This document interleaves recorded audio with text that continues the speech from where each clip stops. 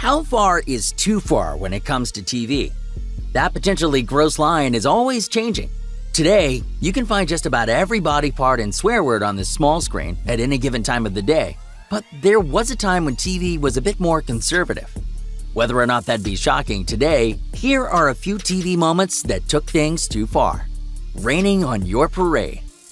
Never afraid to push the boundaries of good taste for a laugh, one episode of Seinfeld crossed the line between humor and bigotry. According to Bronx Borough President Fernando Ferrer, he was one of the numerous viewers offended by a plotline that saw the main characters caught up in the traffic jam caused by the Puerto Rican Day Parade and desecrating a Puerto Rican flag, causing angry bystanders to toss their car down a stairwell. Seinfeld, you made a reservation for a mid-size, and she's a small.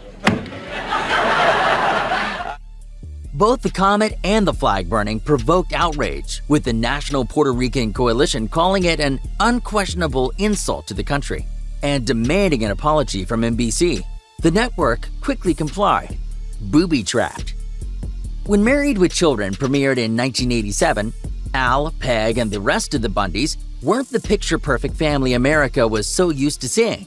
Al constantly called Peg a horrible housewife, mother, and cook, while Peg was there to let her husband know just how inadequate he was as a man of the house.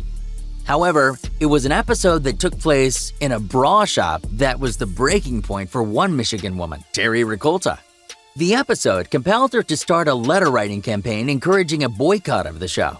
Support this type of programming message, I will be obligated to take the next step and start a boycott of all your products. Ricolta's campaign became legitimate news. A few advertisers pulled their ads and at least one episode was aired. But ultimately, the publicity that Ricolta generated for the show is credited for helping it find its audience and stay on the air for 11 seasons. So, you have Terry Ricolta to thank for classy jokes like this. No Homeless Club.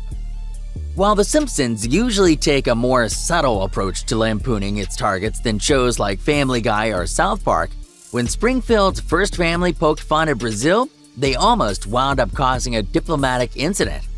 The episode, Blame It on Lisa, saw The Simpsons head to Brazil and face all manners of trouble upon arrival.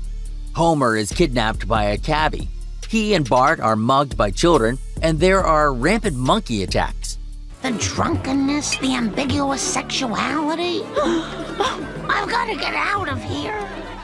The country's president, Fernando Henrique Cardoso, thought it brought a distortion of Brazilian reality to the screen. The Rio Tourism Board agreed, claiming that the $18 million that they had recently spent on promoting the city and the states was now wasted. Meanwhile, a little over a decade later, the 2016 Olympics actually verified a few of The Simpsons' claims. Graphic content. The CBS sitcom Two Broke Girls follows the exploits of two New York waitresses as they attempt to start their own cupcake business, but many viewers find the pair far from sweet. Complaints sent to the FCC about the show's content include one woman urging the authorities to review an episode that depicts a naked doll being manipulated into quote-unquote graphic sexual acts. Of course, how graphic can Barbie be without actual genitals is a different question entirely. Starring Hitler? Some of Britain's greatest exports have been created at the UK's famous Pinewood Studios. But not everything that comes out of the world-renowned studio is guaranteed to be a success. Heil, honey, I'm home was supposed to be followed by a reimagined version of Adolf Hitler and his partner, Eva Braun, as they deal with the living next door to a Jewish couple. The show, a 1990s spoof of terrible sitcoms, failed right out of the gate. I'm a very, very bad Hitler. The now-defunct Galaxy Channel was forced to pull the plug after the pilot episode because of accusations of anti-Semitism. Writer Greg Atkinson has always insisted his intentions were misunderstood, saying, "Sometimes you can destroy bullies by laughing at them." This isn't about denying what happened, it's about being human in the face of inhumanity. About a decade later, comedy fans were finally ready to embrace the absurdity of a comedic Hitler. Hooray? Did it for Dexter. When a shark portrays a serial killer as a charismatic champion of justice with a pretty sweet Miami life, it's bound to attract a few copycats. In January 2014, 21-year-old Mark Howe was found guilty of murdering his mother after she'd been slashed more than 50 times. Howe's search history featured gems like Dexter's kill knife and what does a sociopath need to do to blend in seamlessly with society, but clearly not how to clean your browser history, you dummy. The event reignited the debate over whether the show should be taken off the air since it wasn't even the first murder to be blamed on Showtime's crime drama. In 2008, aspiring Canadian filmmaker Mark Twitchell, who had been going under the name Dexter Morgan on Facebook, lured two men to his home under the pretense of making a horror film about a sword-wielding mass murderer. Twitchell killed one of the men and the other managed to escape, and we can't forget Jessica Lopez, who strangled the woman and attempted to chop her up like the show's protagonist. Family Guy's second ban. Once accused of anti-Semitism, the Family Guy episode, When You Wish Upon a Weinstein, was temporarily banned on Fox but eventually aired 4 years after it was originally produced and after the show had already gone to depths that were arguably far worse. However, the network refused to relent when it came to the season 8 finale, Partial Terms of Endearment. The so-called abortion episode was made but rejected, with both Fox and Adult Swim exercising their right not to air it. Instead, it was released as a standalone DVD and on BBC 3 in the UK.